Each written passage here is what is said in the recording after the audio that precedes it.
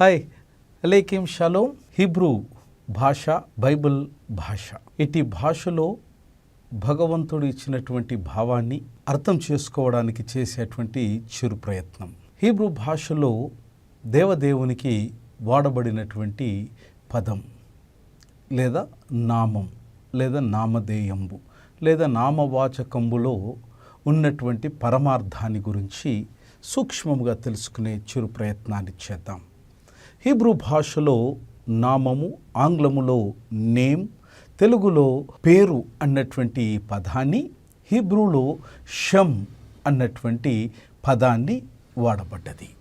Hebrew భాషలో షమ్ అన్న పదము యొక్క భావము ఏంటంటే కేవలము ఇది స్వరము లేదా శబ్దాల యొక్క సంకలనము మాత్రమే కాదు, కానీ ఈ షమ్, నేమ్, పేరు అన్నటువంటి ఈ పదము వెనుక దాగి ఉన్నటువంటి గూఢార్థం ఏంటంటే నామమును బట్టి, నామధేయంబును బట్టి ఎదుటి వ్యక్తిని కానీ లేదా వస్తువును కానీ లేదా దైవికంగా ఉన్నటువంటి వారికి కావలసినటువంటి గుర్తింపు కలిగించడముతో పాటు ఆ దైవానికి లేదా ఆ వ్యక్తికి ఆ వస్తువుకు ఉన్నటువంటి పేరు, ప్రఖ్యాత, ప్రతిష్టలు, రెప్యుటేషన్, ఫేమ్ను కూడా ఇట్టి షమ్ అనే హీబ్రూ పదం, నేమ్ అనేటువంటి ఆంగ్ల పదం మనకు ప్రబోధం చేస్తూ ఉన్నది.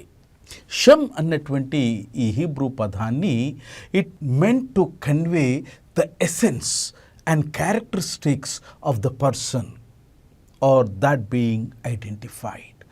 వ్యక్తి యొక్క తత్వాన్ని, వ్యక్తి యొక్క ధర్మాన్ని, వ్యక్తి యొక్క స్వభావాన్ని లేదా వ్యక్తికి ఉన్నటువంటి గుణగణాలను, ఇవి వ్యక్తికి కావలసినటువంటి విశిష్టమైనటువంటి ప్రత్యేకతను గుర్తింపగలిగేటట్టు చేయడానికి వాడబడేటువంటి పదం నామము, పేరు. హీబ్రూ భాషలో షమ్ అని వాడబడ్డది. ఆంగ్ల భాషలో వాడబడినటువంటి ఇటు నేమ్ అనేటువంటి దానికి reputation, being considered as a good name or making name for one self, అనగా నామాన్ని ధరించినటువంటి వ్యక్తి యొక్క కీర్తి, యశస్సు, ఖ్యాతి, ఇవన్నీ కూడా నామముతో ముడిపడి ఉన్నాయి అన్నటువంటి విషయాన్ని మనకు జ్ఞాపకం చేయబడుతున్నది. పైన పేర్కొనబడినటువంటి విషయాలన్నీ కూడా ఒకే మాటలో చెప్పాలి అన్నటువంటి విషయానికి వస్తే నిర్గమకాండము 3వ అధ్యాయం 13 నుంచి 22 వచనాలలో భక్తుడైనటువంటి మోషేకు భగవంతుడైనటువంటి యెహోవా దేవునికి ఇరువురి మధ్యలో జరిగినటువంటి సంభాషణే నిలువెత్తు తార్కాణము. మోషే భక్తుడు దేవదేవుని అడుగుతాడు, what his name was he not asking, what should I call you by? Rather, Moses is asking, who are you? What are you like? ఎవరవు నీవు?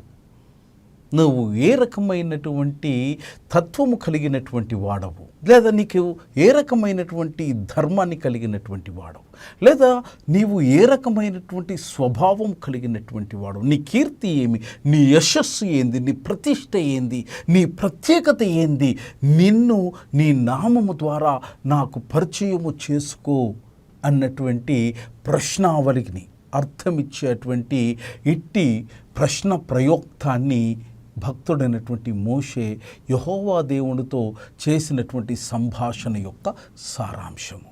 ఎవరవు నీవు? అప్పుడు దేవదేవుడిచ్చినటువంటి సమాధానం ఏంటంటే ఎహియే ఎషర్ ఎహియే, నేను ఉన్నవాడను అనువాడనై ఉన్నాను.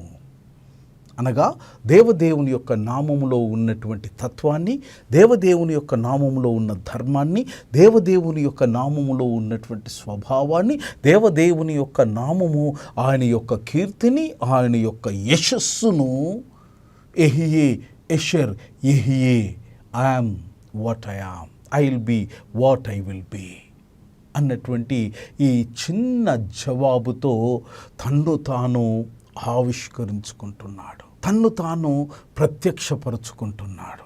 That is the manifestation of God. పాత నిబంధన గ్రంథంలో దైవానికి వాడబడినటువంటి సామాన్యమైనటువంటి పదం ఏంటి అనంటే దట్ ఈస్ ఎలోహీమ్. ఈ ఎలోహిం అనేటువంటిది ఏకవచన పదంగా చాలా సందర్భాలలో పాత నిబంధనలో మనం చూస్తాం.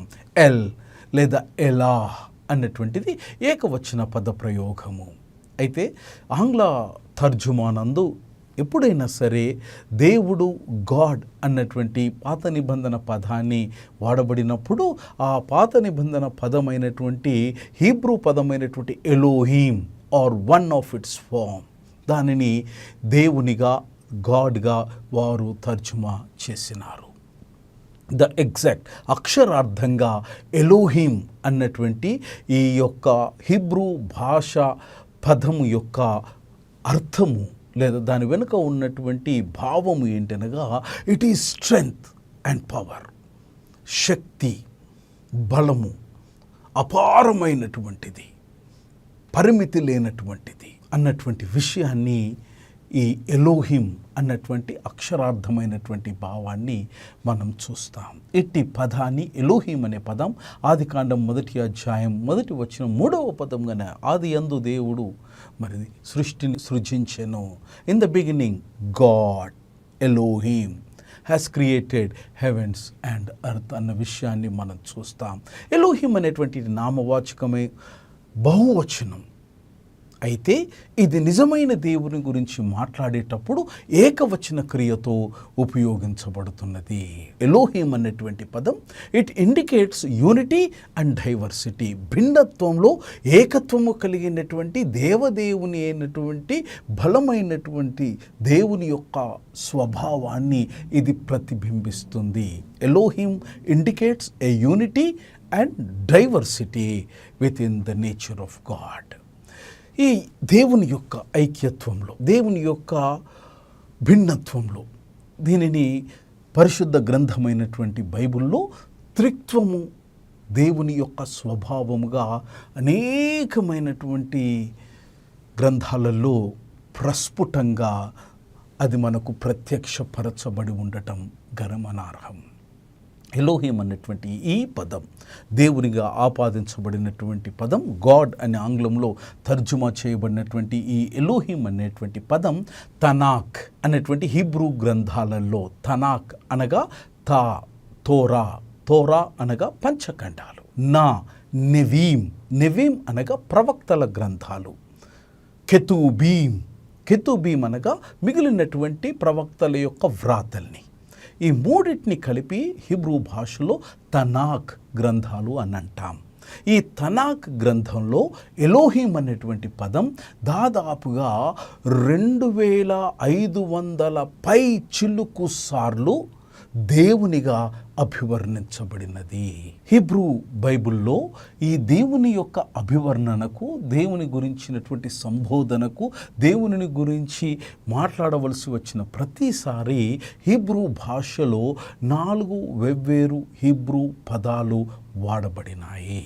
మొదటిది the oldest Semitic word meaning God is L.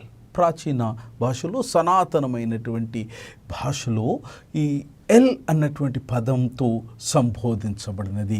Linguistics అనగా బహుభాషావేత్తలు ఈ ఎల్ అన్నటువంటి పదము ఇది దేవదేవుని యొక్క అపారమైన పరిమితి లేనటువంటి జ్ఞానానికి, పరిమితి లేనటువంటి బహు గొప్ప శక్తికి సూచనగా దీని ఎల్ అన్న పదాన్ని విశ్వసించినారు.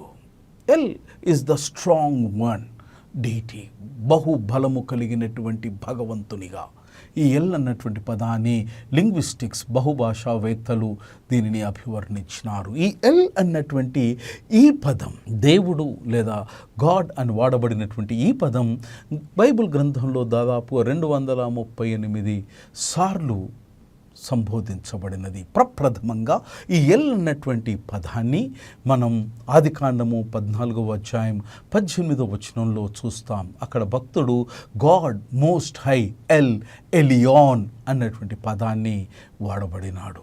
పరిశుద్ధ గ్రంథంలో ఎల్ అన్నటువంటి ఈ పదం తరచు నామవాచకంబులతో ప్రబోధించబడినది. ఉదాహరణకు ఇస్రాయేల్, షమూయేల్, ఎలైజా, ఇమ్మానుయేల్, దానియెల్, బేతెల్. అంతేకాకుండా ఇది ఇతర పదాల యొక్క సమ్మేళనములతో కూడా మనకు పరిశుద్ధ గ్రంథంలో గోచరమవుతూ ఉన్నది. ఎల్ షదాయ్, ఎల్ ఎలియాన్, ఎల్ రోయ్, ఎల్ ఎలోమ్. ఎల్ అనేటువంటిది మొదటిగా దేవునికి వాడబడినటువంటి హీబ్రూ 4 పదాలలో మొదటిది.